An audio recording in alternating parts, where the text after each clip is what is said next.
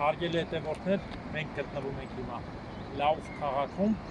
Բեգնիցի աջապին, Նյուրնբերգից 13-14 կիլոմետր հեռու։ Խնդրեմ, քաղաքը, սա Բեգնից գետն է,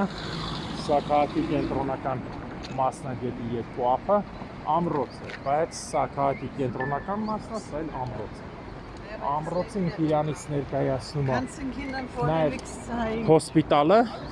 այսինքն ռոտում եղել է կայազոր կռվող հոսպիտալը, իսկ ծանրներին բերել են այստեղ բուժելու կայսերական հոսպիտալը։ Հիմա մի քիչ առաջանանք նոր քամի խփում էր, այստեղ կախված է Կիլիկիայի առյուծը դրոշը, ինչպես միշտ բոլոր բավարարական տեղերում Կիլիկիայի առյուծ դրոշն է։ Նոր քամին ուղղակի կանգնեց, ցույց է տալիս։ Հիմա կմտնենք, կտեսնենք գրառությունները ամբողջ։ Հեսա կմտնենք գրառությունները կտեսնենք։ Այս ամրոցը որպեսզի ի տարբերություն ռոտի, որտեղ զորքն է եղել, քաղաքից էլի հավասար հեռավորության վրա է, այս մասում եղել է հոսպիտալ, այսինքն հիվանդներին արագ հասցրել են այստեղ։ Շնորհակալություն։ Հարգելի հետևորդներ, սա Լաուֆ Կայզերբուրգի 469 կիլոմետրանոց 315 կիլոմետր մինչև Բայրորդ պաշտպանական շրջանն է, հին դարերում Մանհայմից սկսած գալիս է մինչև Բայրորդ։ Այսինքն հին դարերում ամրոցները այնքան իրար քիփ են կառուցել, որպեսզի կարողանան շուտ ուշադրության օգնության հասնել։ Սա Նյուրնբերգն է, սա հիմա որ գտնվում ենք Լաուֆ Բեգնիցն է, գրված է։ Լաուֆ Բեգնից Նյուրնբերգ։ Բամբերգը, որը ցույց եմ տվել, Կոբուրգ, Կրոնախ, Քուլմախ, Բայրոյթը, սա անսպախը եւ ռոտն էլ սա, այսինքն Լաուֆն ու ռոտը հակառակ կողմերում են եղել։ Այս ամբողջ պաշտպանական ընդհանուր ամրոցային շինությունը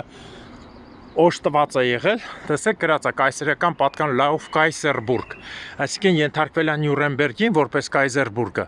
Պաշտպանական համակարգը սարքված է եղել նրա համար, որպեսզի կարողանան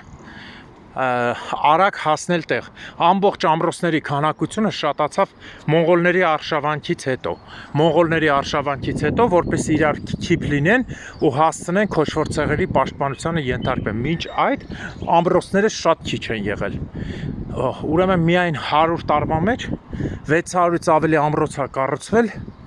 Բավարիայի մեջ, որոնք իրենցից ներկայացնում են շատ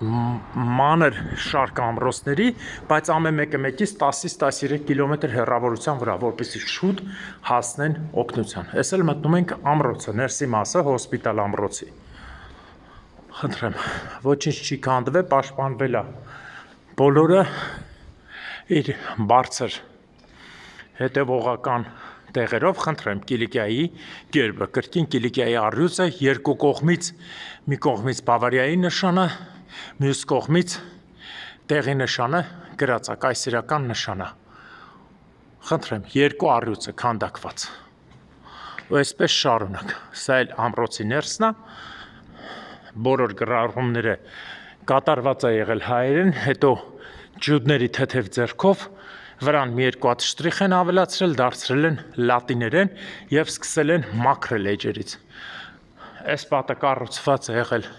1527 թիվ, 1570, քանի անգամ վերանորոգվել է։ Այսպես դուրս ենք գալիս դեպի կամուրջը, որով երկու կողմից է եղել ամրոց հոսպիտալի մուտքը, կենտրոնական քաղաքի կողմից, էլի Բեգնից գետի վրայով, սա կենտրոնական, դեպի գնում են կենտրոնական աշտարակ